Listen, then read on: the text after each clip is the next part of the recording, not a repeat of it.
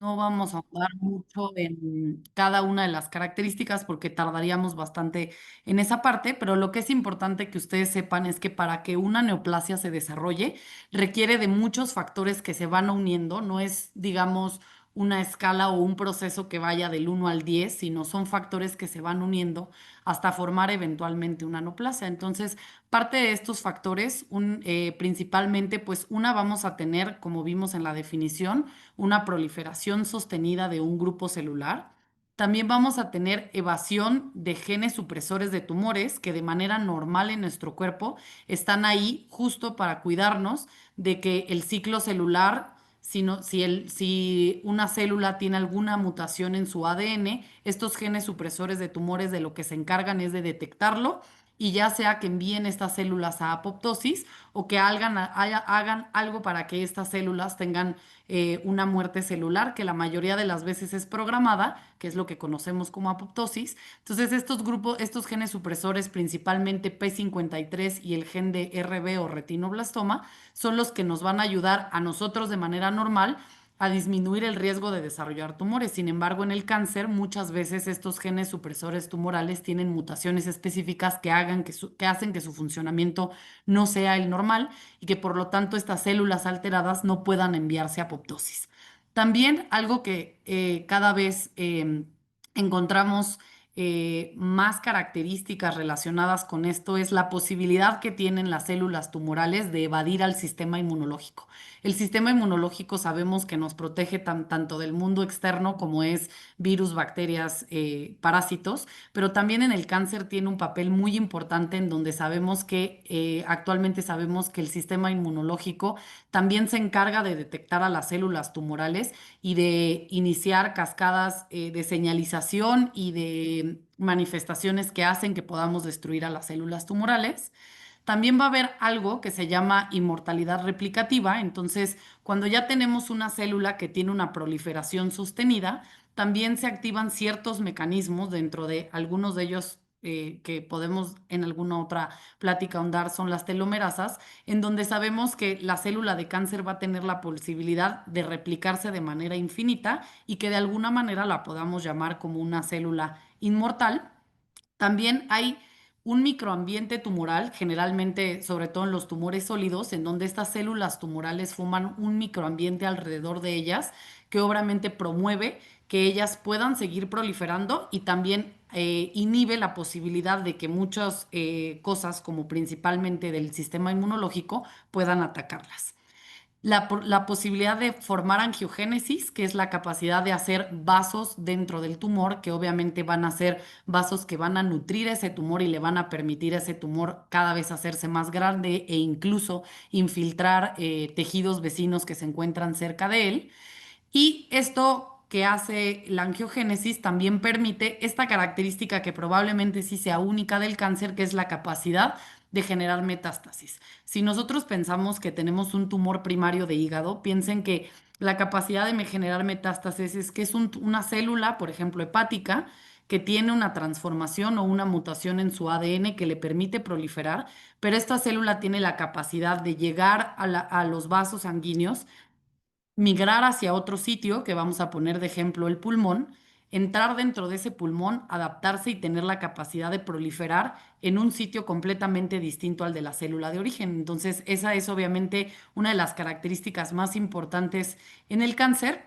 Y también tomar en cuenta que conforme nosotros vamos teniendo mutaciones dentro de nuestro ADN, eso va haciendo que estas mutaciones vayan haciendo a la célula tumoral con una inestabilidad genómica, o sea, lo que le va haciendo es la capacidad de ir generando más mutaciones dentro de ella y que por lo tanto tengan mucho mayor resistencia a tener una apoptosis o una muerte celular programada. Como les digo, estas características no son características que son un proceso que va del 1 al 10, sino son características que podemos ir teniendo una y después agregándose cada una de ellas, pero que eventualmente nos va a dar la formación de una neoplasia, sea cual sea. Entonces, ¿por qué es importante hablar sobre cáncer infantil? Actualmente, el cáncer infantil representa la segunda causa de muerte en niños entre el año y los 14 años de vida. Si pensáramos la primera causa es la muerte por accidentes, pero realmente el cáncer representa la primera causa de muerte por enfermedad. De manera anual se diagnostican 400,000 casos de cáncer, de los cuales más o menos aproximadamente 5,000 van a ser en nuestro país. Entonces, aquí vamos a ver un poco, porque obviamente la oncología pediátrica es un mundo de patologías, sin embargo, siempre tenemos que pensar en cuanto a frecuencia cuáles son las más importantes. Las leucemias siempre representarán la primera causa de cáncer en la edad pediátrica, seguida de los tumores del sistema nervioso central y como tercera causa van a estar los linfomas, en donde englobaremos tanto linfomas de Hodgkin como no Hodgkin. Y obviamente no solamente existen estas neoplasias en la edad pediátrica, también tenemos tumores de las células germinales, tumores óseos, tumores de la retina, tumores renales, pero es importante que ustedes sepan que si en algún momento van a ver a un niño con una patología oncológica, probablemente en cuanto a frecuencia serán primero las leucemias, después los tumores del sistema nervioso central y en tercer lugar los linfomas. Entonces, ¿cuál es la relevancia de que ustedes estén sensibilizados en cuanto a temas de pediatría oncológica? Ya vimos un poco cuál es la frecuencia y la cantidad de casos que tenemos al año. Sin embargo, la importancia de realizar un diagnóstico oportuno es porque el 65% de los pacientes en México que se diagnostican con una neoplasia se diagnostican en etapas avanzadas de la enfermedad. Esto obviamente representa que estos pacientes van a tener una sobrevida global subóptima, o sea que nuestra posibilidad de curación va a ser menor por encontrarlos en etapas avanzadas. ¿Y cuál sería esto es la desventaja de diagnosticarlos en etapas avanzadas? ¿Cuál sería la ventaja de tener un diagnóstico temprano? Una es que podemos tener menor intensidad para alcanzar la curación en estos pacientes, menores complicaciones y secuelas a largo plazo secundarias al tratamiento, obviamente un mejor pronóstico y probablemente lo más importante sea una mayor tasa de curación. Entonces, esto es algo también súper importante a nivel global en países de primer mundo como Europa o Estados Unidos. Más o menos si juntáramos a todos los casos de cáncer en estos países, la tasa de curación alcanza aproximadamente entre un 80 y un 90%. Sin embargo, en países de ingresos per cápita medios y bajos, la tasa de curación puede ser hasta de un 20% y en México esta cifra aproximadamente se encuentra entre un 50 y un 60%. Si bien obviamente hay países que tienen tasas de curación menor que en nuestro país, no estamos cerca de tener las tasas de curación que alcanzan en países desarrollados como Europa o Estados Unidos. Entonces, ¿qué es lo que hace que en nuestro país sea tan complicado realizar un diagnóstico oportuno e incluso alcanzar las tasas de curación de los países desarrollados? Primero que nada, pues probablemente viéndolo desde lo más grande hasta lo más pequeño, pues primero el sistema de salud, ¿no? Sabemos que probablemente en muchos de los estados el acceso a la salud no es algo que se encuentre ahora sí que accesible para todas las personas y también los recursos. Generalmente los diagnósticos oncológicos, tanto el abordaje diagnóstico como el tratamiento de las patologías requiere de un ingreso o un recurso económico bastante alto. También es importante tomar en cuenta el ambiente familiar, que ahí tiene mucho que ver el nivel educativo de nuestra población, el nivel socioeconómico de nuestra población y la percepción que tiene la gente de lo que es grave y no es grave en cuanto a una manifestación clínica.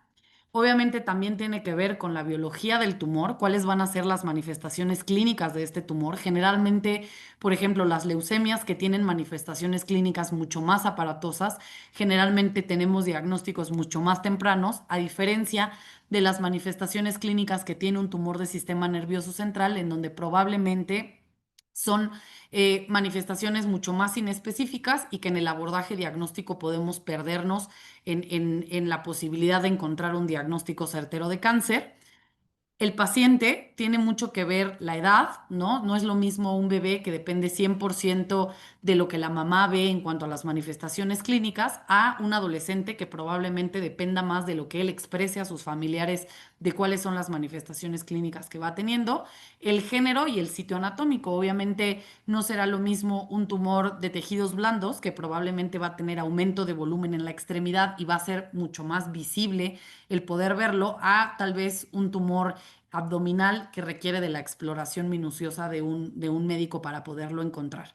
Y aquí la parte más importante, que es donde entran ustedes como médicos de primer contacto, una, el conocimiento de las patologías, que eso lo estamos haciendo el día de hoy con esta plática, programas de sensibilización como este, en donde tenemos pláticas que nos hablan sobre estos diagnósticos y la experiencia que cada uno de nosotros vamos teniendo en nuestra práctica médica con el abordaje de estos pacientes. Entonces, algo que es importante es el 50% de las neoplasias en la edad pediátrica inicialmente van a tener un diagnóstico erróneo. Entonces, el tip que yo generalmente les doy en este tipo de pláticas es que ustedes siempre que tengan a un paciente se planteen una si el diagnóstico que están haciendo es el correcto y si sí, si el tratamiento que dieron es el correcto con respecto a ese diagnóstico. Y si no es, o sea, si alguna de estas dos preguntas la respuesta es que no, pues lo que tenemos que pensar son diagnósticos diferenciales. Y sobre todo pensar en diagnósticos diferenciales cuando la evolución del diagnóstico inicial que nosotros hicimos no es la habitual. Aquí va un pequeño ejemplo en el sentido de si nosotros pensamos en un niño con fiebre, ¿no? Que su único síntoma es la fiebre, pues obviamente tal vez nuestro diagnóstico inicial no va a ser una leucemia. Sin embargo, si pensamos en una infección de vías aéreas superiores y damos un tratamiento para esa infección de vías aéreas superiores, lo que nosotros esperaríamos es que en un promedio de 7 días, ese niño tuviera mejoría de los síntomas. Sin embargo, cuando esto no sucede, cuando la evolución no es la correcta para el diagnóstico y el tratamiento que dimos, aquí es cuando tenemos que empezar en diagnósticos diferenciales y uno de ellos son los diagnósticos hemato-oncológicos. Entonces, nunca será la primera posibilidad, pero lo importante es que ustedes siempre lo tengan como en un archivo en donde cuando las cosas no salgan como ustedes esperan, siempre deben de pensar en este tipo de diagnósticos. Entonces, esta es una gráfica que más o menos ejemplifica desde el inicio del primer síntoma. La verdad es que tenemos esta actitud paternalista con los familiares en donde creemos que los familiares son los que no acuden a recibir tratamiento o diagnóstico y muchas veces los regañamos de que tardan en llevar a los pacientes, pero realmente en los diagnósticos oncológicos generalmente los pacientes o los familiares van a un médico para tratar de obtener un diagnóstico con respecto a los síntomas que tiene su paciente. Sin embargo, aproximadamente un paciente oncológico pasa por 3 médicos generales, 2 a 3 médicos pediatras, algunos otros especialistas que pueden estar en el Inter en este abordaje, hasta incluso la medicina alternativa, hasta llegar a un oncólogo pediatra. Esto aproximadamente tiene un retraso entre 4 a 5 semanas, o sea, esto significa que más o menos entre un mes y un mes y medio desde el inicio de los síntomas hasta que el paciente llega con un oncólogo o un hematólogo pediatra que pueda hacer el diagnóstico. Y esto puede ir desde 4 o 5 semanas, que es, digamos, nuestro mejor escenario, hasta 15 meses en algunos diagnósticos como son los tumores del sistema nervioso central. Y lo que acá no pensamos es que esto es lo que nos tarda en pensar en un diagnóstico oncológico. Sin embargo, ya que el paciente llega con un oncólogo pediatra, requerimos también de un abordaje diagnóstico que nos llevará, dependiendo de cada centro, entre una semana hasta 15 días para tener un diagnóstico certero y poder iniciar un tratamiento. Entonces, si se dan cuenta, parte de este 65% de pacientes que encontramos en etapas avanzadas, pues tiene mucho que ver con esta parte de que no estamos sensibilizados con estos diagnósticos y que los pacientes pasan de un médico a otro sin obtener realmente un diagnóstico o una sospecha de un diagnóstico oncológico. Entonces, aquí viene un poco tomando en cuenta en cuanto a frecuencia. Las leucemias aproximadamente tienen un tiempo de diagnóstico de 4 semanas. Los tumores sólidos, algunos, ahí están englobados todos, de 15 meses. Y en México el promedio aproximado, por ejemplo, de los tumores del sistema nervioso central, que son los que más tenemos retraso en el diagnóstico, llega a ser hasta de 105 días para poder realizar el diagnóstico.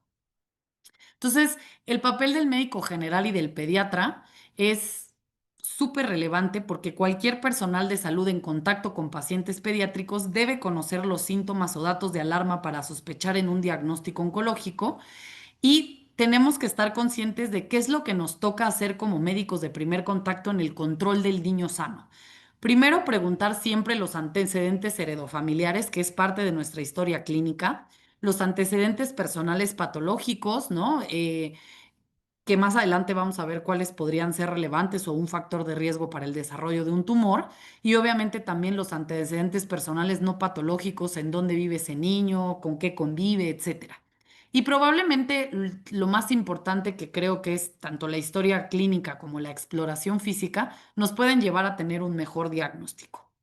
Y algo que esta parte me gustaría remarcarla es establecer una adecuada relación médico-paciente. La razón por la que los papás pasan de un médico general a otro o de un pediatra a otro es porque al no ver que tienen mejoría de los síntomas, en vez de regresar con nosotros y avisarnos que las cosas no están saliendo bien, deciden cambiar de médico. Y eso es algo que depende 100% de nosotros.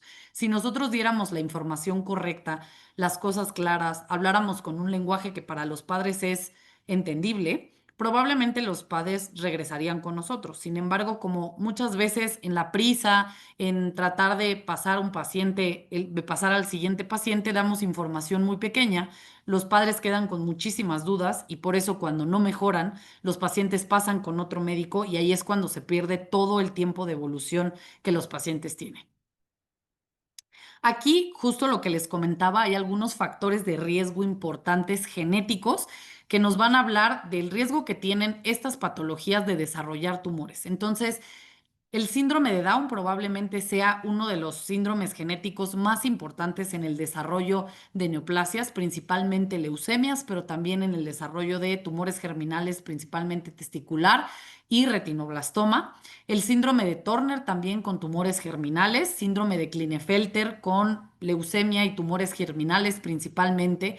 El geroderma pigmentoso con algunos cáncer en piel, el síndrome de Bloom, principalmente con tumores abdominales, pero también leucemias y linfomas, la anemia de Fanconi, que se relaciona con la presencia de leucemias. Entonces, es importante que nosotros en nuestro control en estos pacientes no es el control del niño sano, pero cuando nosotros hagamos un diagnóstico de un síndrome genético, tenemos que tener muy claro cuáles son los síndromes que tienen predisposición a cáncer para hacer una adecuada vigilancia de los datos de alarma de estos pacientes. Entonces, ¿qué les tocaría a ustedes hacer en la visita del niño sano? Como sabemos, en oncología pediátrica no existe un tamizaje como existe, por ejemplo, en el cáncer de adultos, como el Papá Nicolau, el antígeno prostático. Eso en la oncología pediátrica no existe. Entonces, en lo que más nos podemos que apoyar es en la exploración física y la historia clínica. Sin embargo, hay algunas cosas que nos pueden ayudar a hacer una detección temprana. Primero, en recién nacidos, hasta los 6 meses, ya se encuentra en la cartilla nacional de vacunación que es obligatorio realizar un tamiz oftalmológico que principalmente nos va a ayudar a detectar de manera temprana retinoblastoma en el caso de la oncología pediátrica, pero también otro tipo de patologías oftalmológicas. Y algo súper importante es la búsqueda del reflejo rojo a través del oftalmoscopio. Eso es una cosa que ustedes pueden hacer en su práctica de la vida cotidiana. Solo requieren un oftalmoscopio, que en realidad la mayoría de nosotros tenemos un estuche diagnóstico. Y lo único que tenemos que hacer es poner la luz a nivel de ambos ojos y ver que tenga un reflejo rojo normal. Cuando nosotros tenemos un reflejo rojo alterado, eso es ya un signo para enviar o referir a un paciente con un oftalmólogo pediatra. Al año de edad, de manera rutinaria, se puede realizar una biometría hemática, aunque el estar haciendo biometrías hemáticas de manera constante tampoco está descrito que nos vaya a hacer un diagnóstico temprano, por ejemplo, de una leucemia. La toma de la presión arterial, sobre todo en niños de 3 años, donde podemos detectar tumores como el tumor de Wilms, que es un tumor que proviene de riñón, puede ser algún signo que nos podría hacer pensar en un tumor renal, pero esto jamás va a suplir la exploración física y el interrogatorio que nosotros hagamos a los familiares. Y algo bien importante en los adolescentes es la revisión de genitales, principalmente testículos, y en el caso de las mujeres, cómo se comporta su ciclo menstrual, si tienen alteración en el sangrado, etcétera. Entonces, si bien es importante saber y recordar que también parte de nuestra formación indica educar a los pacientes a saber cuidarse. Entonces, a veces puede ser incómodo decirle a un adolescente que tenemos que revisar testículos, pero es importante hacerlo porque con eso podemos detectar cosas y también enseñando a ellos a hacerlo para que cuando algo esté mal, ellos tengan la confianza de contarnos esta cosa. Entonces, esta frase es clave, el que busca encuentra. Si nosotros sabemos lo que estamos buscando, pues entonces va a ser mucho más fácil hacer un diagnóstico. Entonces vamos a entrar ya un poco a las principales patologías oncológicas y cuáles son sus datos de alarma. Es importante recordar, como ya vimos, el cáncer requiere de una mutación en el ADN, por lo tanto tiene un origen genético que va a ser multifactorial. Y en pediatría, el único cáncer de origen hereditario es el retinoblastoma. Todos los cánceres son genéticos, pero hereditario únicamente va a ser el retinoblastoma. Entonces, vamos a empezar por los tumores malignos de extremidades y aquí vamos a empezar un poco con los datos de alarma. El dato más relevante de los tumores de extremidades, ya sea tejidos blandos o a nivel de hueso, va a ser el dolor en la extremidad afectada. La presencia de dolor jamás se debe de quedar, de dolor en una extremidad en un niño, jamás se que debe de quedar con un diagnóstico de dolor del crecimiento.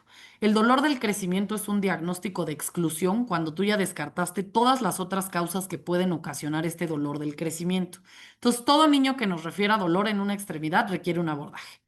Obviamente, palpar un tumor, pues ya nos habla un poco de que ya estamos tal vez en una etapa un poco avanzada, al menos localmente, de ese tumor. Algunos tumores, principalmente sarcoma de Ewing, pueden tener síntomas sistémicos como fiebre, pérdida de peso, astenia y adinamia. La importancia de buscar adenopatías regionales, como por ejemplo, si nosotros tenemos una lesión a nivel de la extremidad inferior, pues es importante buscar adenopatías a nivel de la ingle o en el caso de las extremidades superiores, adenopatías a nivel de cuello, supraclavicular o incluso axilares. Y probablemente siempre fijarnos cómo entran los pacientes, ¿no? La inspección siempre es importante. Si tienen claudicación a la marcha, pues ya también nos habla de que hay algo ahí que no está pasando de la manera correcta. En cuanto al abordaje, se pueden tomar laboratorios generales, pero yo creo que lo más relevante aquí es la radiografía de la extremidad afectada. Y es importante que ustedes sepan, una radiografía cuando tenemos un dolor de extremidad, siempre se tiene que tomar API lateral y comparativa. De nada sirve que tomemos una sola proyección. Entonces, yo lo que siempre digo es, más vale una radiografía de más que un paciente de menos. Entonces, todo paciente que tenga dolor en una extremidad, antes de pensar que tiene dolor del crecimiento, hay que realizarle una radiografía y probablemente muchas de las patologías oncológicas las vamos a poder ver con una simple radiografía de la extremidad. Entonces, aquí, como ya vimos, los sarcomas óseos son una de las patologías que podemos ver de tumores malignos en extremidades. Esta es una imagen de un tumor a nivel del fémur distal. Obviamente, esta lesión, pues cualquier persona que la vea sabe que eso es un tumor maligno. Sin embargo, lo que esperaríamos es haber hecho un diagnóstico mucho antes de que un paciente llegue con esta extremidad y este niño, la mayoría de las historias clínicas de estos niños son niños que únicamente tienen dolor en la extremidad, pero que nosotros pensamos en una lesión maligna hasta que tienen la extremidad de este tamaño y con esa neovascularización a nivel de la piel. Y nunca olvidar que podemos tener tumores en hueso, pero también sarcomas de tejidos blandos. Y aquí, por ejemplo, esta es una mano donde tenemos un sarcoma a nivel de este segmento de la mano que muchas veces este niño, particularmente el diagnóstico que le hacían es que tenía alteraciones en el túnel del carpo, o sea, muchísimas patologías benignas de ortopedia. Sin embargo, el crecimiento era progresivo. Toda cosa que crezca de manera progresiva y que no mejore con el tiempo, siempre debe estar dentro de nuestros diagnósticos la patología oncológica. Entonces, ¿qué tumores malignos tenemos en la extremidad? Tenemos el osteosarcoma, que es un tumor de hueso. Esto es importante como que ustedes vayan haciendo una pequeña tablita mental de cuáles son las cosas que tienen unos, pero no tienen otros. Entonces, los osteosarcomas generalmente los vamos a ver en la región metafisiaria del hueso. Generalmente los sitios más frecuentes de localización son fémur distal, tibia proximal y húmero proximal. Esos son los sitios más frecuentes. A nivel de la radiografía, si bien no existe un signo patognomónico para pensar en osteosarcoma, podemos ver tanto erosión o destrucción de la cortical, que es lo que llamamos como esta reacción perióstica, o la presencia de la ruptura del periósteo, que es lo que conocemos como el triángulo de Codman, pero algo que es como típico de las preguntas de los exámenes, esta imagen en sol naciente, y esta imagen viene un poco de este material que forma el tumor alrededor del hueso, que se llama material osteoide, y eso es algo que nosotros podemos ver en una simple radiografía. El siguiente tumor óseo va a ser el sarcoma de Ewing. Este es un tumor que generalmente adelgaza el hueso, o sea, es un tumor que rompe el hueso y es la imagen característica de capas de cebolla. Este tumor generalmente se encuentra a nivel de esqueleto axial, ya sea en columna o incluso en la pelvis, pero también lo podemos encontrar en la diáfisis de los huesos largos y generalmente, si pueden ver esta radiografía, se presenta más como una lesión lítica a nivel del hueso más que como esta lesión formadora de hueso que vemos en osteosarcoma.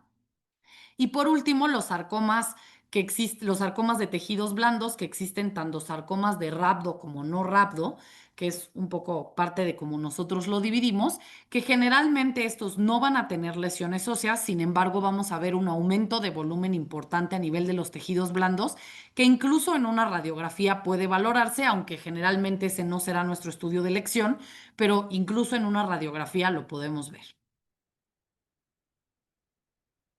Vamos a pasar al siguiente tumor, que el siguiente tumor es retinoblastoma. Obviamente, pues es evidente de dónde se origina este tumor. Es un tumor que se origina de la retina. Y aquí les voy a poner algunas imágenes de cómo se ve un reflejo rojo alterado. Estas imágenes únicamente están tomadas de utilizar un oftalmoscopio y poner la luz directo en los ojos de los pacientes. Aquí lo que nosotros podemos ver es un reflejo rojo alterado, lo que conocemos coloquialmente como leucocoria, que es esta imagen blanquecina a nivel de la pupila. También otro dato súper importante, además de como ven aquí, que hay este reflejo rojo alterado en este ojo, el estrabismo también es una de las manifestaciones clínicas importantes de retinoblastoma. Ningún niño tiene estrabismo porque sus ojos sean flojos. Todos los niños que tienen estrabismo es importante que sean valorados por un oftalmólogo pediatra. Entonces, ya llevamos la leucocoria, el estrabismo como dato de retinoblastoma. Si ustedes notan aquí, incluso pueden ver en este ojito como si tuviera celulitis o incluso se ve la conjuntiva eritematosa. Entonces, este dato, y si nosotros vemos más minuciosamente la fotografía, también tiene un reflejo rojo alterado a nivel pulpular. Y esta es otra manifestación clínica que pueden tener los pacientes con retinoblastoma, que es la presencia de ifema o acumulación de sangre a nivel del iris. Y por último, la manifestación de un retinoblastoma avanzado, un retinoblastoma orbitario, que es lo que conocemos como buftalmos, que obviamente ya es la proptosis completa del ojo. Y esto obviamente ya nos habla de un estadio muy avanzado de la enfermedad. No quisiéramos diagnosticar a ningún niño con retinoblastoma cuando está en esta etapa de la enfermedad. Entonces, todas estas manifestaciones, ya vieron, estrabismo incluso, que es una manifestación común, la leucocoria, la celulitis, el ifema y la presencia obviamente de la proptosis es indicativo de una referencia urgente tanto a un oftalmólogo pediatra como a un oncólogo pediatra. Y aquí lo que yo siempre les digo es, cuando ustedes sean médicos de primer contacto, no se trata de solo hacer una hoja, enviarlo a un sitio y esperar que el médico que está allá lo valore. Siempre es importante que ustedes le pidan a ese paciente que vuelva con ustedes y les diga qué fue lo que tal especialista les dijo, ¿no? Para que si ese especialista no pensó en un diagnóstico oncológico y ustedes tienen la certeza de que ese paciente lo tiene, pues sea referido a otro sitio, pero que ese paciente reciba la atención que necesita. No es únicamente referir, sino siempre saber que nuestro paciente está llegando con el médico adecuado y que le va a hacer el diagnóstico adecuado. Estas son las imágenes de cómo se ve un retinoblastoma a través de una cámara de retina. Esto obviamente solo se puede hacer con una valoración por un oftalmólogo pediatra. Y esto, si aquí se dan cuenta, esta es la retina, esta es la presencia del tumor, que lo que nosotros vemos por fuera es la presencia de esta leucocoria. Y aquí incluso se ve cierta hemorragia, probablemente hasta desprendimiento de la retina y la presencia de estas siembras y el tumor aquí a nivel de la retina. Esto, como les digo, solo un oftalmólogo lo puede ver, pero lo que ustedes tienen que ver en esa referencia es que ese niño haya sido valorado en una exploración bajo anestesia con un oftalmólogo para que haya podido verdaderamente descartar el diagnóstico de retinoblastoma. Porque aunque ustedes no lo crean, así como hay habemos pediatras que tal vez no estamos sensibilizados con estos temas, también hay oftalmólogos que no lo están. Entonces muchas veces los enviamos con el oftalmólogo y el oftalmólogo les dice que tiene conjuntivitis o que tiene cualquier otra patología que no es retinoblastoma. Vamos a pasar con los tumores del sistema nervioso central. Y aquí el síntoma más importante es cefalea. Y ustedes a lo mejor me pueden decir, doctora, pero es que cefalea, pues los niños pueden tener cefalea por muchísimas cosas. Vamos a aprender que la cefalea tiene algo que se llaman banderas rojas que nos deben de hacer pensar que esa cefalea no es una cefalea tensional, no es una cefalea por agudeza visual, sino que hay algo más que tenemos que buscar intencionadamente. Entonces, las características de la cefalea, hay que hacer una anamnesis muy correcta de este síntoma. Es importante valorar si es una cefalea opresiva, si es una cefalea que despierta al paciente por las noches, si es de predominio nocturno, si tiene incremento de la intensidad desde que inició el padecimiento hasta que ustedes lo valoran, si se acompaña de alguna manifestación neurológica como fotofobia, diplopia, alguna alteración en el movimiento de alguna extremidad, cualquier manifestación neurológica. ¿Y qué creen? Para poder valorar estas manifestaciones neurológicas tenemos que saber hacer una exploración completa de todo: pares craneales, reflejos, los signos cerebelosos. Entonces, todo niño con cefalea requiere una exploración neurológica completa para que ustedes puedan encontrar estas banderas rojas. También puede haber esta cefalea precipitada por esfuerzo, tos o cambios posturales. Y algo bien importante es que va a ser una cefalea que generalmente no va a responder al tratamiento estándar que son los AINES. Y algo, un síntoma agregado que a ustedes se les debe de quedar, que niño que vean con cefalea y vómito es un dato de alarma para pensar en un tumor de sistema nervioso central. No importa si generalmente lo vemos como vómitos en proyectil, es a veces difícil saber si son vómitos en proyectil o no. Generalmente estos vómitos no son precedidos por náusea, no se asocian a datos de infección, o sea, el niño no tiene diarrea, dolor abdominal, etcétera. Y generalmente los vómitos mejoran la cefalea, porque esto ya nos habla de datos de hipertensión endocraneana. Entonces, todo niño con cefalea y vómito es un dato de alarma neurológica, y todo niño con cefalea y algún dato a la exploración neurológica forzosamente requiere un estudio de imagen. Obviamente, si vemos a un niño somnoliento con alteraciones del estado de alerta, pues probablemente ya cualquier persona nos va a decir que necesitamos un estudio de imagen. Pero lo importante es hacerlo en el momento de la detección oportuna, que son con los síntomas y la historia clínica que ustedes hagan en el consultorio. Los síndromes cerebelosos van a ser bien importantes. Entonces, estos pacientes que tienen alteración en la marcha, lateralización de la marcha, marcha con base amplia y obviamente hemiplegia, pues son ya datos de alarma neurológica. En cuanto a los tumores del sistema nervioso central, la localización va a ser lo que nos va a definir cuál va a ser el síntoma que va a tener. No es lo mismo tener un tumor a nivel de la corteza cerebral que tener un tumor a nivel de la fosa posterior. Los síntomas van a ser distintos, por eso es importante hacer una exploración neurológica completa. Entonces, si en un examen les preguntaran cuál es el tumor del sistema nervioso central más frecuente en pediatría, la respuesta sería depende. Si nos preguntan todos en cuanto a tumores supratentoriales, lo más frecuente será el astrocitoma, principalmente el astrocitoma pilocítico, que es un tumor de bajo grado. Pero si nos preguntan cuál es el tumor del sistema nervioso central infratentorial más frecuente, la respuesta sería meduloblastoma. Entonces, en sistema nervioso central, siempre la localización será lo que definirá cuál es la clínica que tenga el paciente y cuál será la probabilidad diagnóstica más frecuente. Entonces, si existe, ya dijimos, cefalea y algún dato de exploración neurológica alterada, estudio de imagen. Si existe cefalea y vómito, estudio de imagen. ¿Sale? Eh, la urgencia oncológica siempre se resolverá junto con oncología y neurología. Y es importante que ustedes sepan otro dato bien relevante: las crisis convulsivas. Las crisis convulsivas en un tumor del sistema nervioso central únicamente se presentan en el 30%.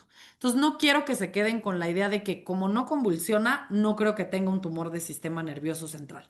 Todo niño con cefalea y exploración neurológica alterada requiere una imagen para descartar un tumor. Este es un pequeño ejemplo de cómo se observa un tumor a nivel de la fosa posterior. Y como les digo, la clínica dependerá mucho de la localización donde encontremos el tumor. Sé que estamos viendo muchísimas patologías, espero esté quedando claro. Vamos a pasar a las adenopatías, que esto obviamente incluye la presencia de los linfomas. Y las adenopatías, yo siempre les digo a mis residentes que las adenopatías solo las vamos a encontrar si las buscamos. Generalmente estamos acostumbrados a solo revisar las adenopatías a nivel cervical, pero ganglios tenemos en muchos sitios. Entonces es importante revisar adenopatías a nivel cervical, a nivel occipital, retroauricular, supraclavicular, axilares, submandibulares, inguinales, porque dependerá de la localización también el tamaño que ustedes les puede hacer pensar que eso ya no se trata de un ganglio, de una etología inflamatoria o infecciosa, y más bien se trata de un ganglio con una etología oncológica. Entonces, generalmente el punto de corte en adenopatías cervicales es 1 centímetro, al igual que en las axilares. En submandibulares e inguinales es 1,5 centímetros y en las occipitales por arriba de 0,5. Pero este cuadrito es lo que más quiero que ustedes se queden.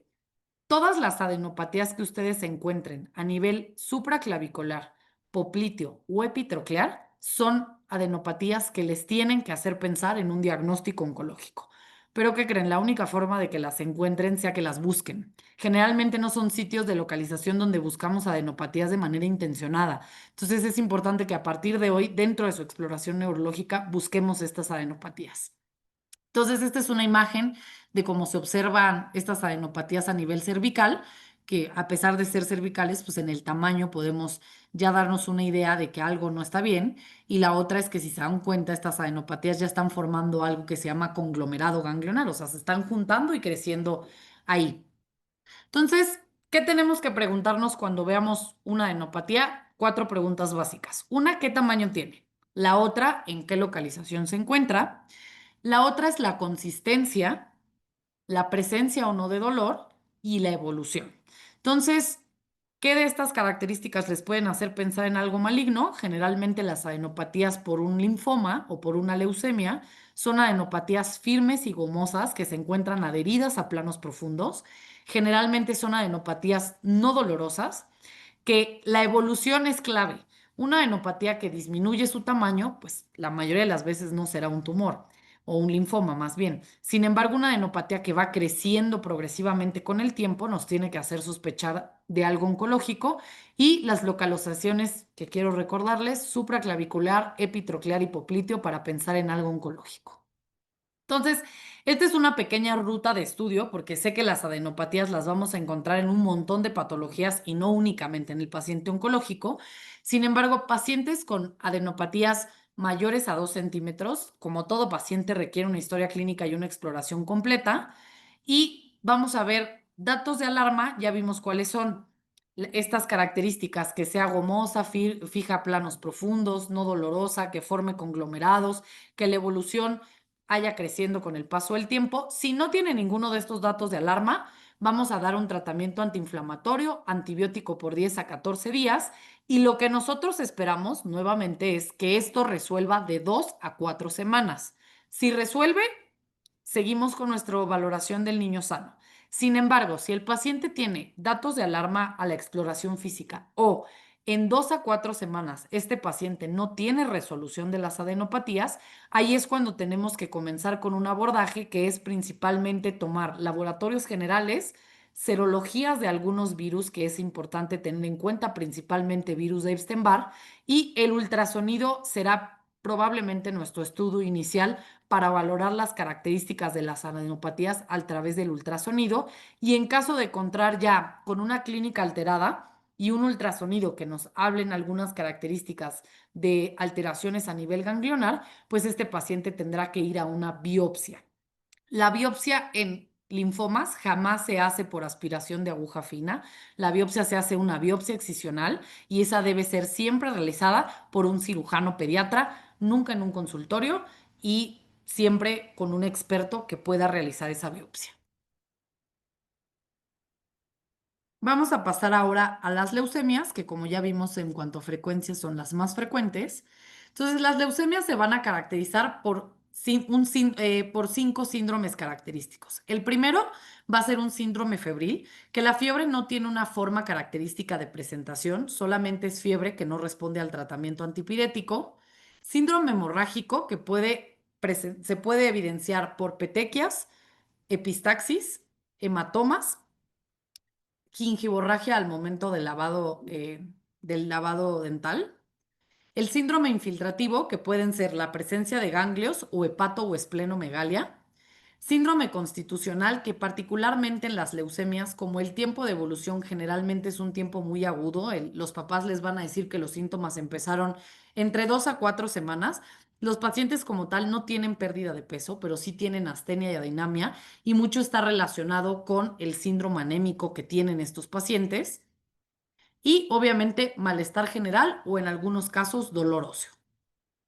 Entonces, lo más importante es si ustedes encuentran alguno de estos síndromes o varios juntitos, lo que tenemos que hacer es nuevamente historia clínica completa, tomar laboratorios completos, principalmente biometría hemática, DHL y descartar algunas urgencias oncológicas, porque las leucemias son la patología per se que con más urgencias oncológicas se presenta.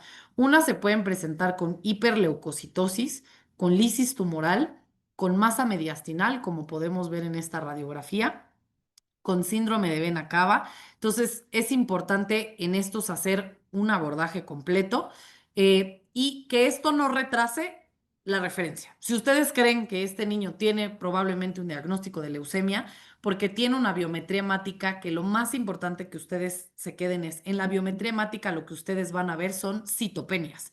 Pueden tener anemia, neutropenia, trombocitopenia, pero también hay 30% de los pacientes que puede tener una VH normal y tener los síntomas. Entonces es importante que ustedes valoren que no forzosamente tiene que tener todas las líneas celulares afectadas, pueden solo tener neutropenia, solo tener anemia, solo tener trombocitopenia, pero lo importante es integrar con la historia clínica que ustedes hagan al momento del interrogatorio. Entonces, los puntos claves para leucemias, que va a ser lo más frecuente, es la edad de presentación media es aproximadamente entre los 2 y los 5 años. 20 a 30% pueden presentarse con una biometría hemática normal. Sin embargo, ustedes cuando manden una biometría hemática en cualquier centro, pidan que cuando la realicen busquen células inmaduras o la presencia de blastos. Si en una biometría hemática les reportan blastos, no hay ningún porcentaje de blastos que sea normal por sangre periférica. Entonces, si ustedes tienen un reporte de blastos, eso es indicativo para sospechar en una leucemia y el diagnóstico definitivo lo haremos nosotros a través de un aspirado de médula ósea, que esta es la imagen que nosotros vemos en la médula ósea, pero no es necesario que ustedes lo aspiren. Lo necesario es que ustedes lo sospechen y lo envíen con nosotros. Más vale tener una adenopatía en la consulta oncológica que no fue un linfoma o una neutropenia que tuvo una anemia o una trombocitopenia por otra causa que no es una leucemia, a que ese paciente no sea valorado por un oncólogo o un hematólogo pediatra. En cuanto a tumores abdominales, generalmente yo les digo, no hay forma de que diagnostiquen un tumor abdominal si no revisan miles de abdómenes normales. Entonces, la exploración física va a ser la clave para que ustedes diagnostiquen niños con tumores abdominales. Como ya vimos, hay algunos síndromes característicos que se asocian con algunos tumores abdominales en particular. Y lo difícil del diagnóstico es, pues que obviamente el cuadro clínico va a ser heterogéneo, pero principalmente la masa abdominal es lo que nos va a dar la sospecha diagnóstica.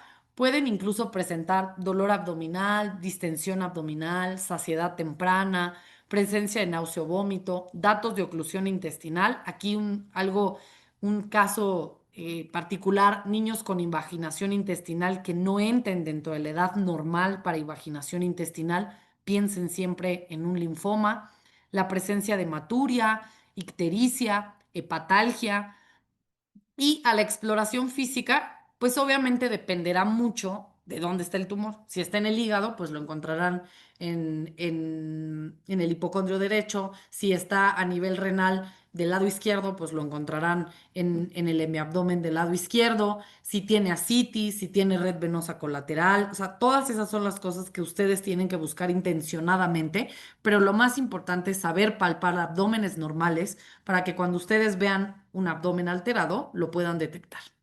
Esta es una imagen de cómo se ve un abdomen de un niño con un tumor abdominal.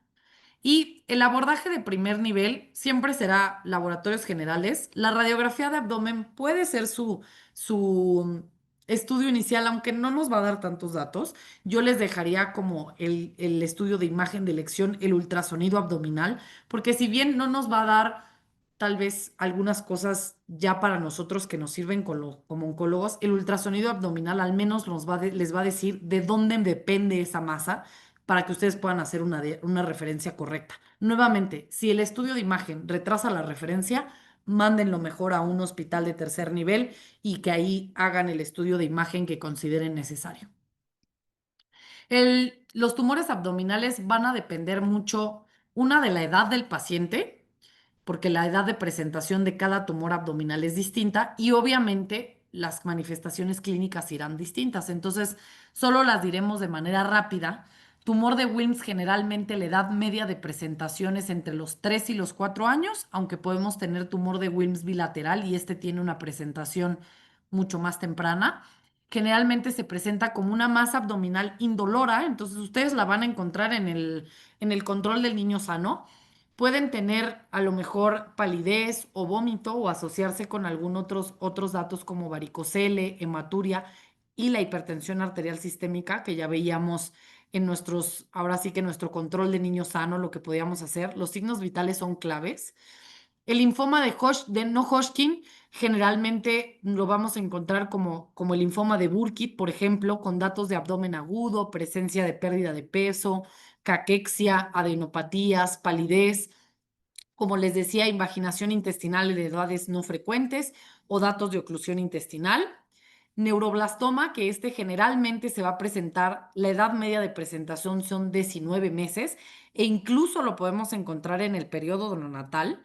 Este se va a asociar a una masa abdominal que tiene muchos síntomas sistémicos, puede tener diarrea, nódulos subcutáneos a nivel de la piel, equimosis periorbitaria, dolores óseos, rechazo a la alimentación, movimientos oculares anormales o incluso alteraciones de la marcha en los niños que ya caminan o ataxia. Entonces, si se dan cuenta, las manifestaciones clínicas de cada tumor son muy distintas. Los tumores hepáticos generalmente van a ser más frecuentes en menores de 3 años, se van a localizar en el cuadrante superior derecho y pueden asociarse a ictericia, aunque es menos del 3% de los pacientes. Pueden tener rechazo a la alimentación y por lo tanto pérdida de peso y aumento de volumen a nivel abdominal. Y por último, los tumores germinales, que este es uno de los tumores que a veces confundimos con datos de abdomen agudo como apendicitis, ¿no? Las pacientes que tienen tumores ováricos se confunden mucho con datos de abdomen agudo. Acuérdense, toda paciente adolescente con un abdomen agudo, siempre hay que hacerle un ultrasonido pélvico para descartar tanto causas como torsión ovárica, pero también como tumores a nivel de ovario.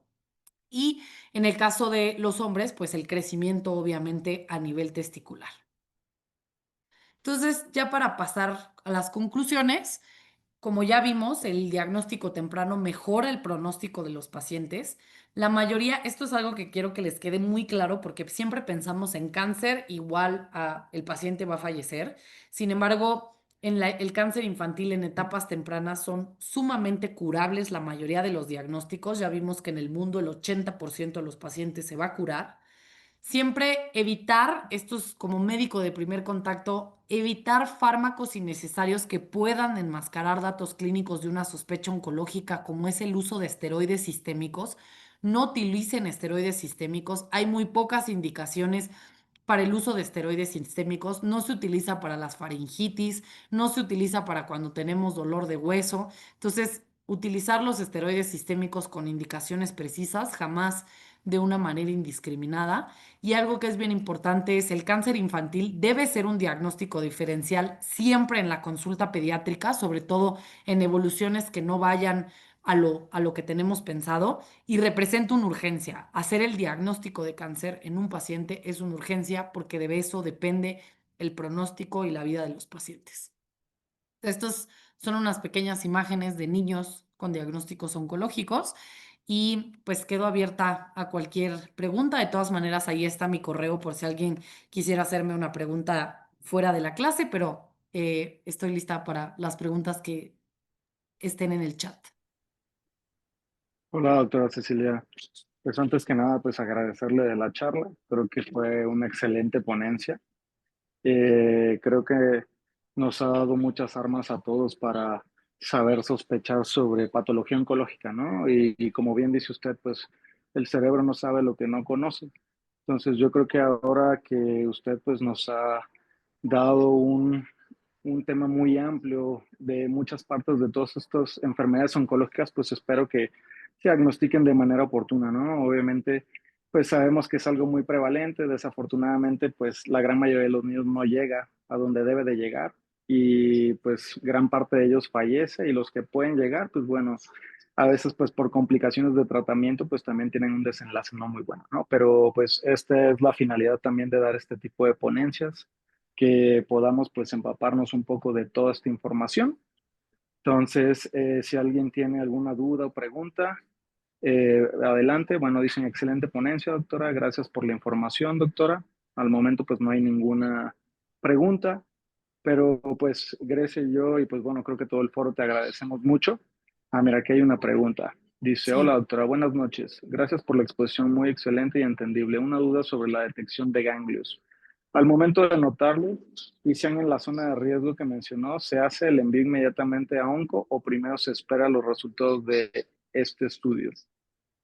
Ok, yo creo que tomando en cuenta si son ganglios a nivel supraclavicular, popliteo o epitroclear, directo a oncología. O sea, no es necesario que hagan ustedes ningún abordaje. Con esa sospecha es suficiente para enviarlo a un hospital donde haya un oncólogo pediatra. En el caso de ganglios cervicales, axilares, inguinales, podemos llevar a cabo este algoritmo que veíamos, ¿no? Un poco ver si hay algo infeccioso, incluso que pueda estarlo ocasionando, dar tratamiento para eso.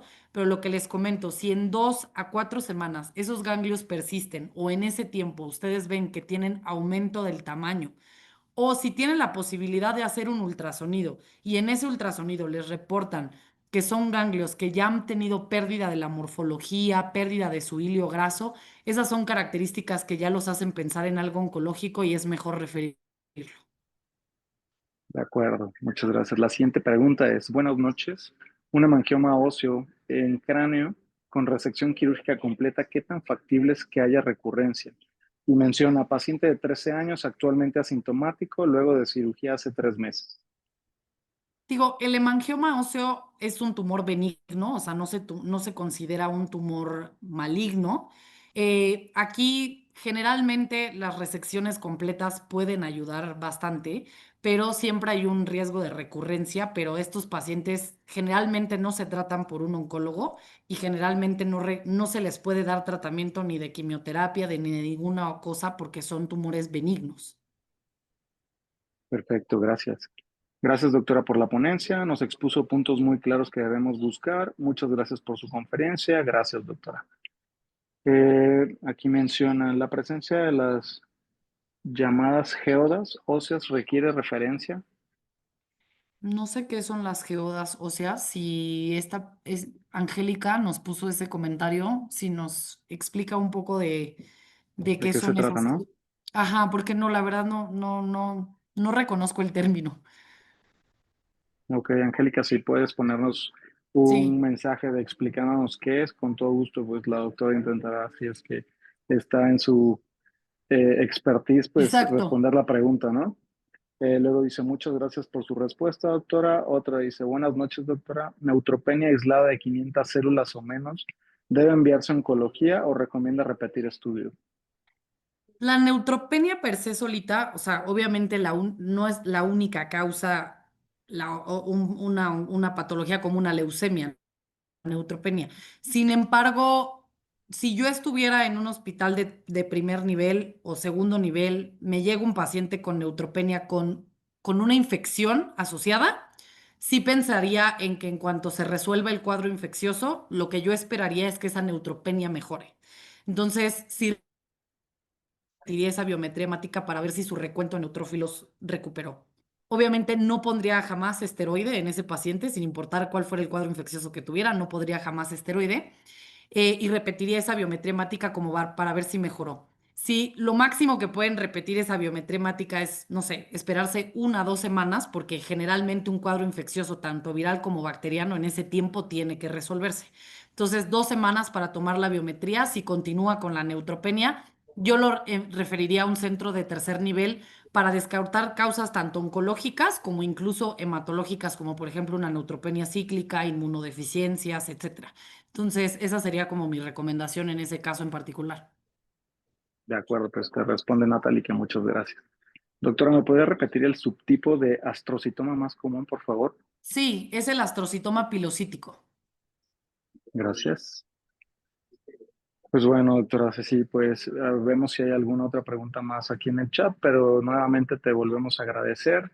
Eh, Fue una charla excelente, creo que todos quedaron bastante contentos con todos los puntos que pudiste aclararnos, ¿no? Mira, aquí hay otra pregunta, doctora, gracias por la ponencia. Mi pregunta es, ¿cuál es la utilidad de solicitar DHL y fosfatasa alcalina dentro de los laboratorios? Ok, la DHL nos sirve a nosotros, para nosotros la DHL sirve como un marcador indirecto de replicación celular. Entonces, todos estos pacientes, como pacientes con linfoma de Burkitt, leucemias, linfomas linfoblásticos, generalmente tienen cifras de DHL muy elevadas porque la tasa de replicación de esos tumores es elevada. O sea, a nosotros más o menos nos puede ayudar a saber, por ejemplo, si ese paciente tiene riesgo de lisis o incluso orientarnos a un diagnóstico oncológico específico. Pero creo que tú, si me pones ahí lo de la fosfatasa alcalina, me lo preguntas más como en tumores óseos. Los ortopedistas generalmente piden DHL y fosfatasa alcalina como un marcador en tumores óseos, aunque realmente no se ha visto que tenga ninguna implicación ni pronóstica ni diagnóstica. Pero para nosotros la DHL funciona como un marcador indirecto de replicación celular. Perfecto. Mira, Angélica nos respondió, ella refiere que son quistes subcondrales o geodas. Sí, por ejemplo, los quistes subcondrales o estos quistes osos aneurismáticos tampoco son, o sea, son tumores óseos o lesiones óseas, más bien, no tumores, lesiones óseas benignas que generalmente requieren muchas veces hasta vigilancia, nada más en cuanto a solo si tienen dolor, tal vez se haga algún tratamiento quirúrgico, pero si no, no. Entonces son generalmente lesiones óseas benignas que nosotros en oncología no les damos ningún tratamiento tampoco. Y lo único es yo tenía un maestro que decía, si ustedes ven una lesión ósea, solo denle seguimiento. O sea, si ustedes ven un quiste óseo aneurismático, un quiste subcondral, pues si se comporta de esa manera está bien y no tienen que hacerle ninguna otra cosa, pero sí tener como alguna valoración periódica como para ver que no se agregue ninguna otra sintomatología a esa lesión ósea. De acuerdo, pues siguen felicitaciones, ponencia magistral.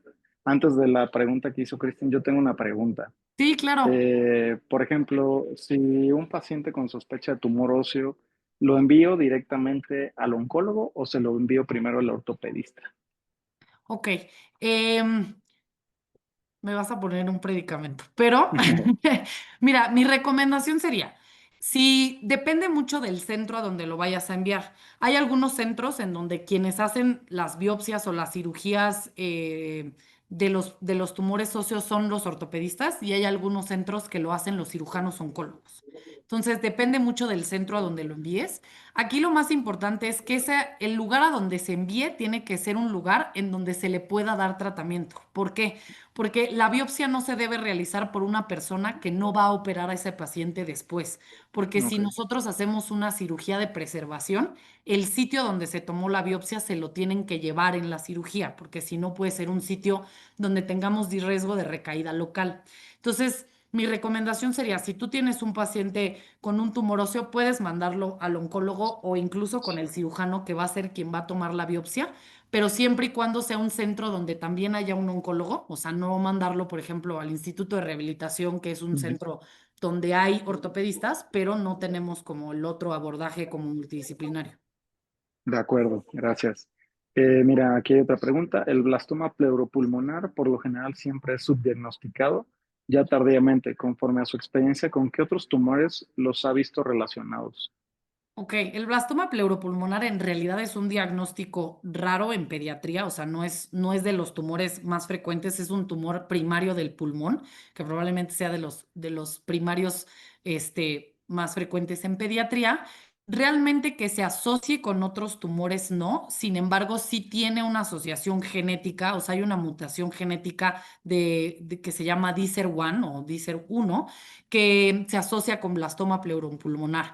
Entonces, pues realmente como que se asocie con otros tumores, no, pero sí es un tumor que igual lo podrías diagnosticar con una radiografía. O sea, lo que quiero que a ustedes les quede claro es que la mayoría de los diagnósticos de cáncer no tenemos esta idea como que requerimos un PET-CT para hacer diagnóstico, pero en realidad requerimos estudios diagnósticos muy sencillos, biometrías hemáticas, ultrasonidos, radiografías. O sea, un blastoma pleuropulmonar en una radiografía de menos ves una masa. Tal vez no sepas de dónde depende, ni por qué está allí, ni si sí verdaderamente viene del pulmón o del mediastino, pero el diagnóstico lo podrías hacer tempranamente con una radiografía. Claro. Pues bueno, pues muchas gracias a todos por darse el tiempo para la ponencia de la doctora. Doctora, nuevamente muchas gracias. Esperamos volverla a ver en otro jueves de rap. Creo que fue una excelente ponencia y pues muchos saludos. Que estén Sí, muy bien a muchas gracias todos. a todos y por favor, si alguien tiene ahí en la vida un paciente oncológico y no saben a dónde referirlos y no se los van a aceptar en algún lugar, pues tienen el contacto de la doctora Jimena, tienen ahí mi correo e incluso los organizadores tienen también mi número. Entonces, con toda confianza, escríbanos y díganos, tenemos este paciente y ayúdenos a que nos lo acepten donde sea que ustedes estén y con mucho gusto los vamos a ayudar para que pues esos niños tengan un diagnóstico temprano. Perfecto, pues muchas gracias. Que tengan excelente noche todos. Cuídense mucho. Nos vemos el otro jueves. Saludos. Hasta luego.